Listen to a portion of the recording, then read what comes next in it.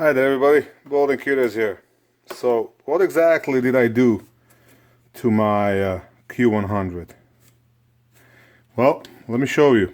I did record the progress. I might put a video together for that, just to kind of show you how I went about it.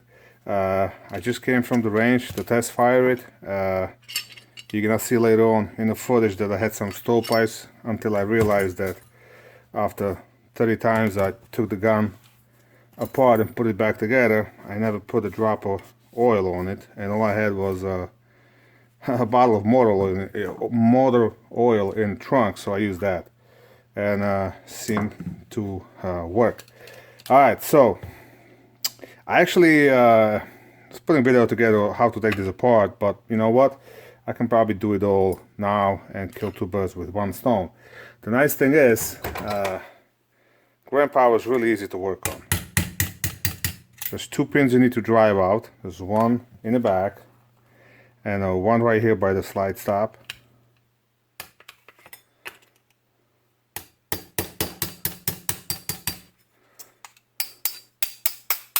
They're not particularly tight, and that's about all you have to do to work on a gun. This is really neat the way they did it.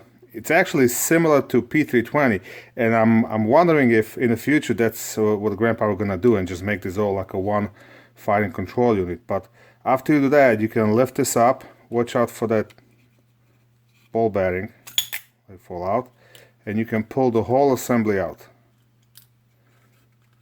Okay. Now there's a spring. Here's your slide stop, slide release. Now here's the trigger. Okay. Now as you see, trigger itself, it's got a separate pin, and that's all it does. It's just a spring and it moves. Now what did I do? I don't want to take up the trigger part, but this is where the magic happened.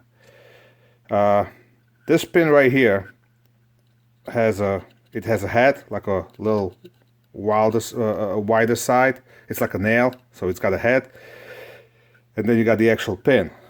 So the way it comes from the factory, this head is on this side, okay?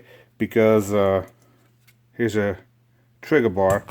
Trigger bar sits on it, right? As you press the trigger, it releases the trigger and slips off, and then this little spring pulls the trigger bar against it.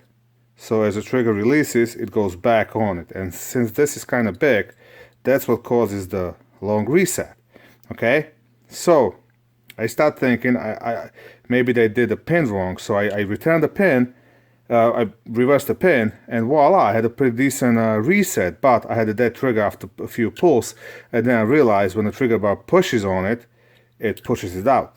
Now, the pin also has a little groove right here. I'm guessing for the spring to sit in and kind of hold it in place. So what I did, I was looking for like a lock washer. I couldn't find one that small, so I just took a regular washer, snipped it, and I crimped it. I don't know how much it shows up over there. It's a little rednecky, but after 200 rounds, still there. It doesn't seem to go anywhere, and that solves the problem. I'm gonna go online and see if I can find something different for it. Then the second thing I did, if you look at the trigger control bar, I put a slight downward bend to it, and this was more of a trial and error. I went back and forth a couple of times until I found a happy medium to make sure that everything works the way it is. That's it. That's all I did. Okay. Now to put the gun back together couldn't be easier. Well, you know, sort of. Make sure you don't lose the spring right here. That's a slide catch, slide release spring, and I'm sure that the technicians at the Grand Power are probably laughing at me because they probably have a different way of doing these things, but this is the way I do it. Put a spring. Ah, come on. Of course, doing it on the camera, it's so much harder.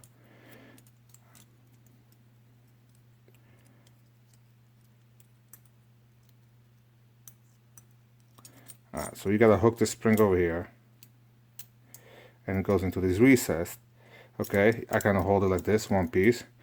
then you gotta make sure that this is all the way up. And just set it back in a frame. This. Shit. You remember the spring I told you not to lose? I just lost it.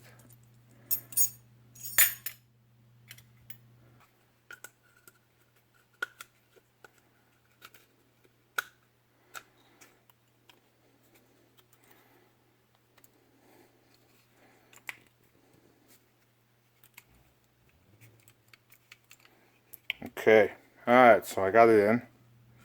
Now,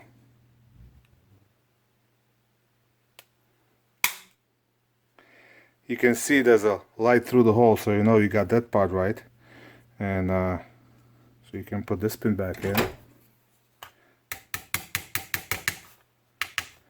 And these pins go in real easy.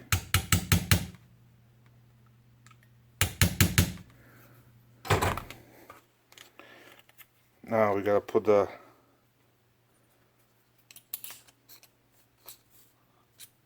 little bearing back in. I found out it makes it easier to do it later. Here's a guide rod, spring,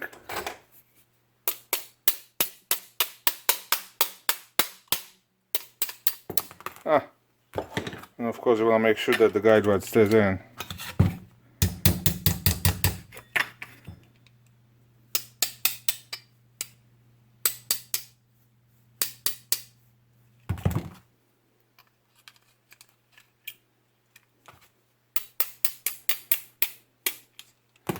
That's it. Simple as that.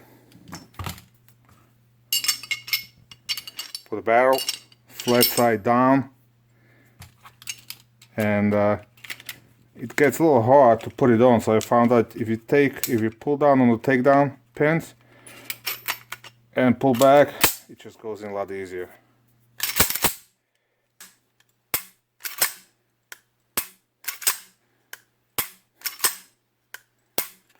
And that's the way the trigger should work. Like I said, it worked.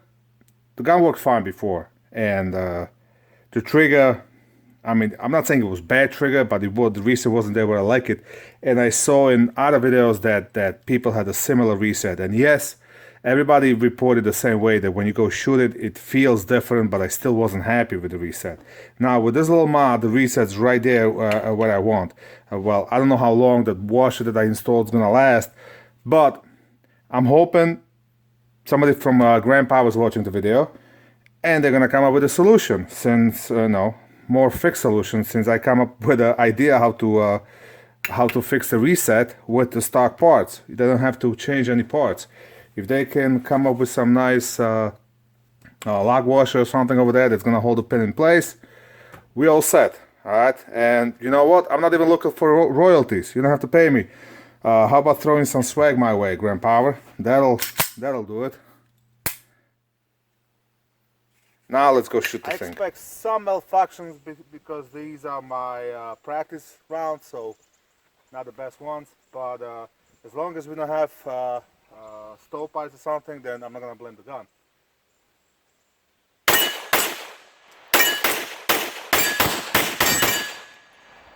I love the reset.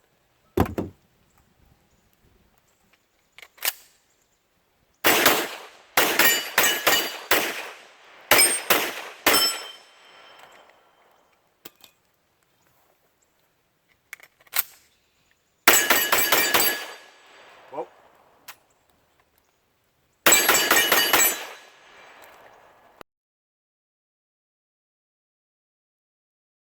I just realized that I took it apart about 30 times working on a trigger, and I never once lubed it. I know I did clean it, so maybe it's running a little dry with a heavy spring. I didn't really have any oil. All I had is the motor oil, so I put a little motor oil. Let's see.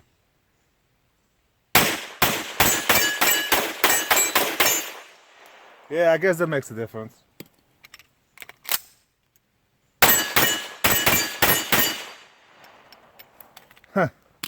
Alright, I got a 115 left over.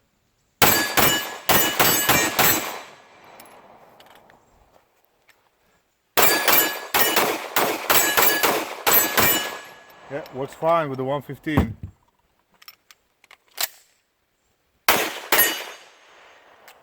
That's my reload.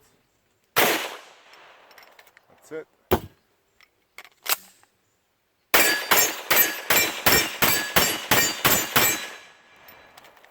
All right. Yeah, one thing I forgot that, you know, this gun runs to likes to run a little wet, especially right here, the rotating barrel right there in there. You wanna have that looped, especially when everything's new. I found out that for Excalibur, for example, the tolerances on Excalibur are a little tighter. The slide to frame fit is a little tighter. The X trim is basically just K100 with the mill slide, so it's a little looser, less problems. This one seems to be fairly tight as well, so I'm guessing needs a little more wear. So just gotta make sure it's oiled. Like I said, I took it apart back and forth about 30 times, messing with the trigger, and you know, I was doing rack and slide and all that, and never really put a drop of oil on it, so that'll explain it. But properly looped, and you know, especially with the right ammo, works just fine. So as always, have fun, keep shooting.